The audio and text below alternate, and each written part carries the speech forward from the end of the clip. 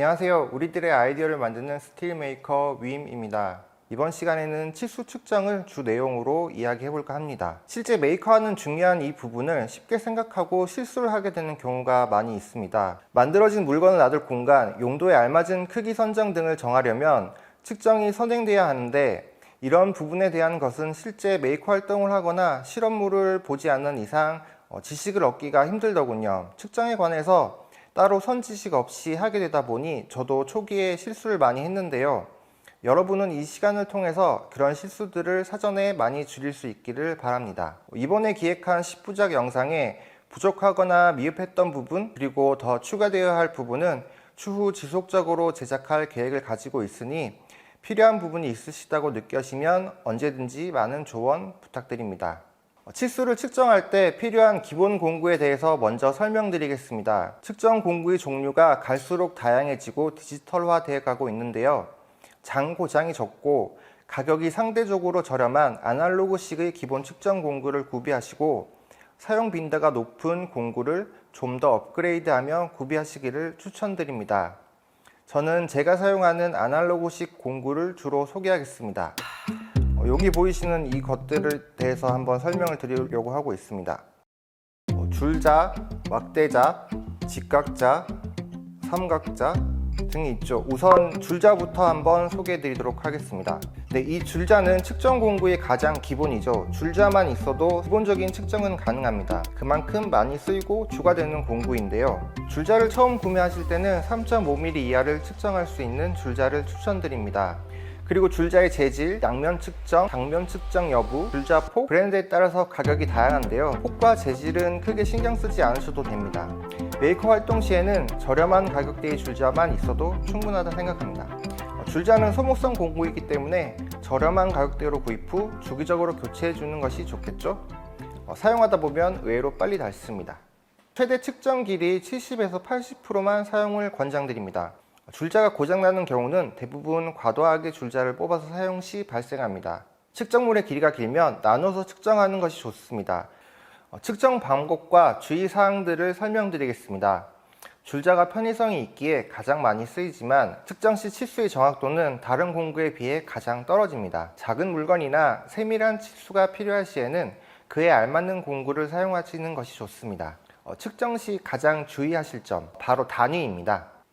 앞 시간에 제도의 기본 단위는 밀리미터라고 설명드렸죠. 그런데 줄자의 기본 단위는 센티미터입니다. 여기서 기록 시에 센티미터를 밀리미터로 꼭 변환하여 기록하여야 합니다. 줄자를 보시면 물체를 거는 부분과 그다음에 치수가 기입되어 있는 줄 부분이 유격이 있어서 헐거울 겁니다. 작은 줄자가 아니면 이렇게 헐거운데요. 치수를 재기 위해서 물건을 걸었을 때 딸려오지 않기 위해 유격이 있는 거라고 생각합니다. 정확히 왜 이런 구조로 되어 있는지는 저도 확실하게는 드리지 못하겠네요. 작은 줄자의 경우는 이 부분이 일체형으로 되어 있지만 흔히 사용하는 줄자는 다 이런 식으로 유격이 있습니다. 제품 불량이 아니라 소형 줄자가 아니면 보통 유격이 다 있는 공구라고 보시면 됩니다. 이 유격 부분이 안으로 집어넣었을 경우와 당겼을 때 측정 시에 약 1mm 정도 오차가 있는데요. 측정 시에는 줄자의 시작 부분과 끝 부분이 수직 수평을 이룰 수 있게 측정해야 오차가 줄어듭니다. 예를 들어서 여기서부터 여기까지 치수를 측정할 필요가 있을 경우에 줄자를 가운데 부분에 놓고 측정을 하기보다는 재고자 하는 치수의 모서리 부분에 이렇게 줄자를 놓고 최대한 수평을 맞춰서 측정을 하는 것이 좋습니다. 이렇게 자가 뒤틀릴 경우에는 치수의 오차가 발생할 수 있기 때문에 최대한 치수의 오차를 줄이기 위해서 시작 부분과 끝 부분과 측정하려는 부분이 일치하게끔 한 상태에서 측정을 하는 것이 좋습니다. 그리고 자를 이용하여 측정된 치수를 확인할 때 가급적이면 측정된 눈금과 물품 그리고 눈이 수평으로 되어 있어야 읽기가 편합니다. 이렇게 틀어진 상태로 치수를 읽게 되면은 오차가 생길 확률이 높습니다. 네, 이런 식으로 보기보다는 최대한 눈과 물체와 그리고 눈금이 일치하도록 해서 그 치수를 읽는 것이 좋습니다. 네, 다음으로 막대형자. 줄자보다 조금 더 오차를 줄일 수 있다 보시면 됩니다. 좀 더 크기가 작은 물건을 메이커하거나 측정할 때 사용하면 좋겠죠. 제작 중에 제품의 치수를 표기하거나 선을 그릴 때도 사용합니다. 막대형 자 같은 경우는 기본 단위가 센티미터도 있고 밀리미터도 있습니다. 그래서 꼭 확인이 필요하죠. 삼각자입니다. 치수를 측정할 때 길이보다는 각도가 직각이나 45도가 맞는지 확인하는 데 주로 사용됩니다. 제품에 선을 그을 때 이 부분을 활용해서 걸고 마킹을 하게 되면 정확한 치수를 마킹할 수 있습니다. 대부분 직각 형태의 제품이 실생활에도 많고 제작하기가 간편하기 때문에 초기에 메이커 제품을 디자인하거나 설계할 때도 직각으로 된 제품으로 구상하는 것이 좋습니다. 직각을 벗어나거나 곡선 형태로 제도를 하면 제품 제작의 난이도가 한두 단계 확 올라갈 수 있기 때문입니다. 다음은 직각자입니다. 이렇게 제품 외부를 치수를 측정할 때는 직각자 안쪽에 표시되어 있는 치수를 활용하여 측정을 하시면 되고, 이렇게 제품 내부를 측정할 때는 바깥쪽에 표시된 치수를 보고 측정을 하시면 됩니다. 버니아 캘리퍼스입니다. 노기스라고 부르기도 하죠. 작은 부품의 길이나 안으로 파인 홀의 구멍 혹은 폭이나 깊이 등 좀 더 세밀하고 정밀한 부분들의 측정에 많이 사용됩니다. 가장 큰 장점으로는 치수를 재고 치수를 읽을 때 앞서 소개드린 자는 바로 치수를 읽어야 하지만 치수를 고정해서 읽을 수 있기에 내부나 치수를 정면으로 보기 힘든 경우 사용할 수 있습니다. 간단하게 설명을 드리자면 이 좌측에 있는 이 부분과 우측에 있는 이 부분 그리고 하단에 있는 이 부분을 활용해서 측정을 하신다고 보시면 됩니다. 역설계나 정밀한 제도가 필요할 시 필수적으로 사용되는 공구라 보시면 됩니다. 보통 소재의 두께나 볼트 등 부품의 크기, 길이를 측정할 때 많이 사용됩니다. 버니아 캘리퍼스의 경우 측정할 수 있는 부분이 세 부분으로 나눠져 있기 때문에 부분마다 사용법과 측정법이 조금씩 차이가 있는데요. 자세한 사용법과 명칭 등은 유튜브 등 공구 소개 정보가 많이 있으니 참고하셔서 사용하면 될 것 같습니다. 다음으로 분도기입니다. 각도를 측정하는 공구입니다. 각도기라고 검색하시면 학교에서 한 번씩 사용해 봄직한 반달 모양의 반투명 각도기가 대부분 검색됩니다. 각도기 같은 경우는 이 부분만 이렇게 해서 나와 있는 공구죠. 이 공구를 구매하시려면 분도기로 검색을 하셔야 합니다. 측정법에 대해서 알려드리겠습니다. 측정법은 측정하려는 물건을 반달 모양과 막대 사이에 위치시킨 다음에 막대 모양 끝에 그어진 선과 일치하는 각도를 읽으시면 됩니다. 지금처럼 측정하고자 하시는 물건이 우측편에 있을 경우에는 여기 밑에 나와 있는 치수를 읽으시면 되고요. 좌측편에 물건을 놓으셨을 경우 상부에 있는 치수를 읽으시면 됩니다. 90도를 기준으로 방향을 전환했을 시 한쪽은 각도가 넓어지고 한쪽은 각도가 줄어들게 되어 있는데요. 이 점을 참고하셔서 측정 치수를 읽으신다면 위아래 구별 없이 치수를 측정하실 수 있습니다.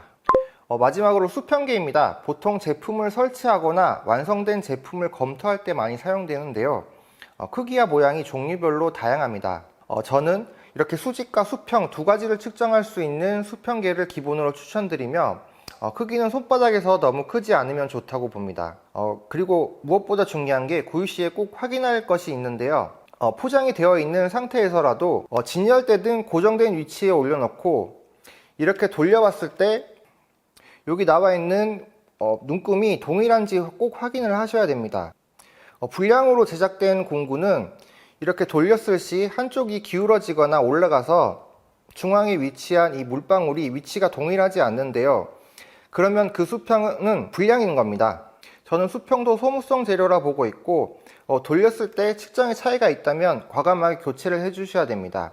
보는 방법은 측정 전에 물품이 올려져 있는 바닥의 수평을 보시고 물건의 수평을 보셔야 됩니다. 저는 이렇게 물건을 들어서 설명을 드리고 있지만 보통 이렇게 바닥에 내려놓은 상태에서 측정을 하게 되죠. 수평을 볼 때는 물건의 수평계를 올려놓고 측정을, 수직을 볼 때는 물건의 측면에 붙인 다음 측정을, 측정 전 물건은 바닥에 내려놓은 상태를 기준으로 하고 바닥의 수평 상태를 확인이 필수입니다. 기본적인 측정 공구는 다 살펴봤습니다. 추가로 제가 측정 시 사용하는 방법과 공구를 몇 가지 소개하겠습니다. 첫 번째 컴퍼스입니다.